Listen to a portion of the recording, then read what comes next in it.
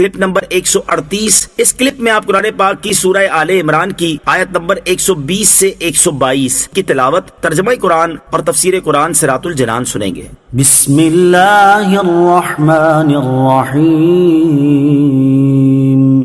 ترجمہ، اللہ کے نام سے شروع جو نہایت مہربان رحمت والا ہے۔ ان تمسسکم حسنۃ تسؤہم وان تصبکم سیئۃ یفرحوا بها وان تصبروا وتتقوا لا یضرکم کیدہم شیئا ان اللہ بما یعملون محیط۔ ترجمہ، اگر تمہیں کوئی بھلائی پہنچے تو انہیں برا لگتا ہے، اور اگر تمہیں کوئی برائی پہنچے تو اس پر خوش ہوتے ہیں، اور اگر تم صبر کرو اور تقوی اختیار کرو تو ان کا مکر و فریب تمہارا کچھ نہیں بگاڑ سکے گا، بے شک اللہ ان کے تمام کاموں کو گھیرے میں لیے ہوئے ہے۔ ان تمسسکم حسنۃ تسؤہم، اگر تمہیں کوئی بھلائی پہنچے تو انہیں برا لگتا ہے۔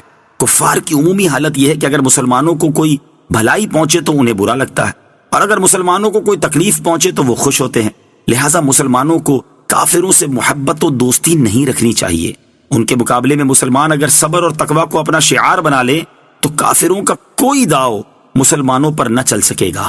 وَإِذْ غَدَوْتَ مِنْ أَهْلِكَ تُبَوِّئُ الْمُؤْمِنِينَ مَقَاعِدَ لِلْقِتَالِ وَاللَّهُ سَمِيعٌ عَلِيمٌ۔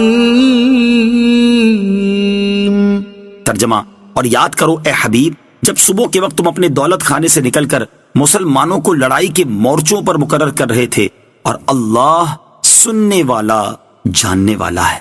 وَإِذْ غَدَوْتَ مِنْ أَهْلِكَ، اور یاد کرو اے حبیب جب صبح کے وقت تم اپنے دولت خانے سے نکلے۔ یہاں سے غزوہ احد کا بیان ہو رہا ہے، اور اس کے بعد غزوہ بدر کا تذکرہ ہے۔ جنگ احد کا بیان، یہاں رکوع کی ابتدا میں جنگ احد کا بیان ہے، جس کا مختصر واقعہ یہ ہے کہ جنگ بدر میں شکست کھانے سے کفار کو بڑا رنج تھا، اس لیے انہوں نے انتقام کے ارادے سے مسلمانوں سے جنگ کے لیے ایک بڑا بھاری لشکر تیار کر لیا۔ جب سرکار علی وقار صلی اللہ تعالی علیہ وآلہ وسلم کو خبر ملی کہ لشکر کفار احد میں پہنچا ہوا ہے تو آپ صلی اللہ تعالی علیہ وآلہ وسلم نے صحابہ کرام علیہم رضوان سے مشورہ فرمایا۔ اس مشورے میں منافقوں کے سردار عبداللہ بن ابی بن سلول کو بھی بلایا گیا، جو اس سے پہلے کبھی کسی مشورے کے لیے نہیں بلایا گیا تھا۔